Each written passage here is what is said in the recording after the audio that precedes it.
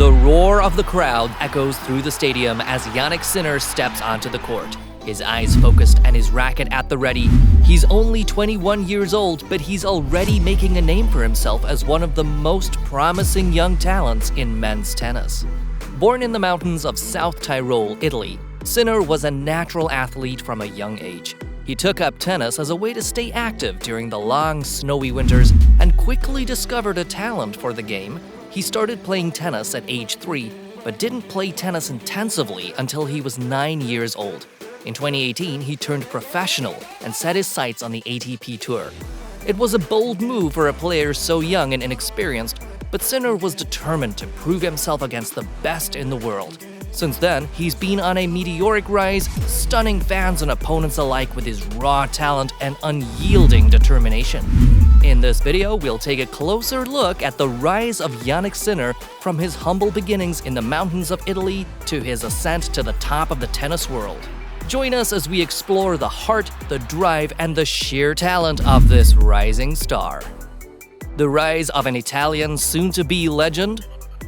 At 14 years, he started to train at the Piatti Tennis Center. Before that time, he only played tennis twice a week.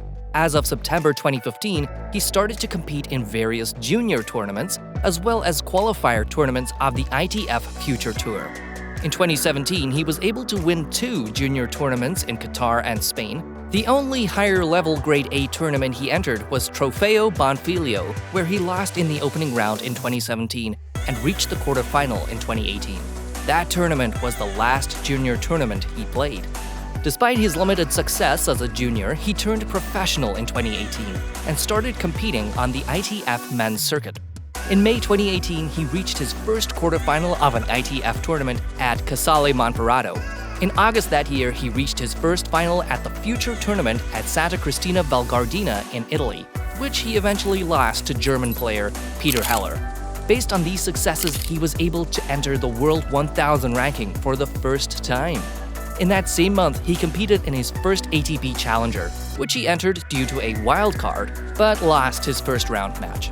In September, again due to a wild card, he entered the Ortisei Challenger tournament where he finally won his first Challenger match against Luca Giacomini in round 1, but lost in round 2 to Constant Lestienne, who was ranked in the top 200 players of the world. First Challenger title and next-gen victory.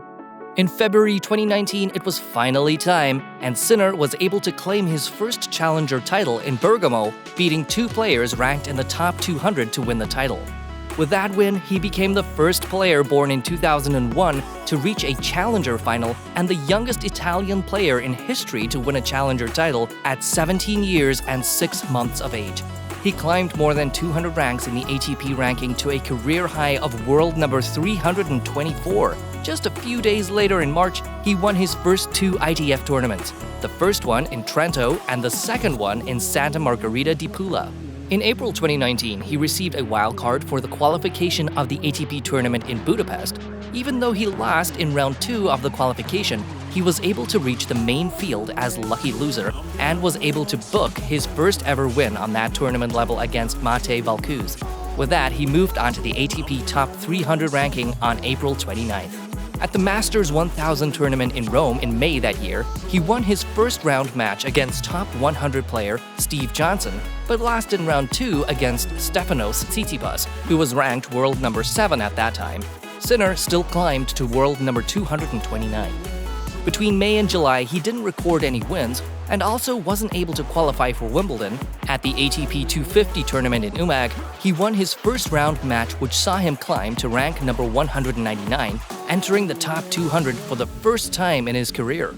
2 weeks later, at the Lexington Challenger, he won against Australian Alex Bolt in the final, the same opponent who had beaten him at the Wimbledon qualifier a month earlier, becoming one of the only 11 17-year-olds to have won multiple Challenger titles. He went on to qualify for his first Grand Slam main draw, but lost his debut match to Stan Wawrinka. At the ATP 250 in Antwerp in October, he won his second round match against the world number 13 Gael Monfils for his first career top 50 victory, but eventually lost in the semifinal, again against Stan Wawrinka. At the end of October 2019, he broke the ATP Top 100 ranking for the first time, moving up to rank number 93. Sinner received a wild card for the 2019 Next Gen ATP Finals in Milan. After a successful group stage, he defeated Miomir Kecmanovic in the semifinals before beating world number 18, Alex de Minaur, in straight sets to claim the title. Just a week later, he ended the season with another challenger title in Ortisei and with an ATP ranking of number 78, becoming the youngest player in the year-end top 80 since Rafael Nadal in 2003. For his performance in 2019, he was named ATP Newcomer of the Year. 2020 and first ATP title. In early 2020, Sinner was able to record his first Grand Slam match win at the Australian Open in round 1 over Max Purcell. 2 weeks later, at the Rotterdam Open, he secured his first top 10 victory against David Goffin, who was ranked world number 10. Later that year, he lost his first round at the US Open, but was able to reach round 3 at the Rome Masters, beating world number 6 Stefanos Tsitsipas in round 2. At the next tournament, the French Open, he went on to the quarterfinal, becoming the youngest quarterfinalist at the French Open since Novak Djokovic in 2006, and the first player to make the quarterfinals on debut since Nadal in 2005. He was able to beat Goffin again, as well as US Open runner-up and world number 7 Alexander Zverev, before he lost to Rafael Nadal in the quarterfinal. He finished the season by winning the Sofia Open to claim the first ATP title of his career and ended the year ranked as world number 37. 2021 Masters Final, first ATP 500 title, and top 10 debut. 2021 started strong with Sinner winning the ATP 250 tournament in Melbourne for his second ATP title. Only one day after his Melbourne final, he met Denis Shapovalov in his first round of the Australian Open, which he lost after 5 sets. A few weeks later, at the Miami Open, Sinner made another deep run, reaching the final, which marked his first final at a Masters 1000 tournament. He finished as runner-up to Hubert Hurkacz. At the French Open, he was defeated in round 4 by Rafael Nadal and lost his first round match at Wimbledon, which marked his main draw debut at Wimbledon.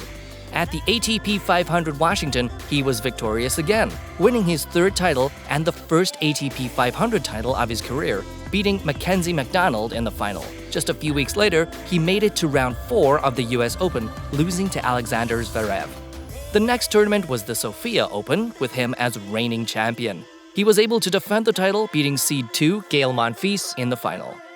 21 days later, on October 24th, Sinner bested Diego Schwartzman in the final of the ATP 250 Antwerp, claiming his 5th ATP title and the 4th title in 2021.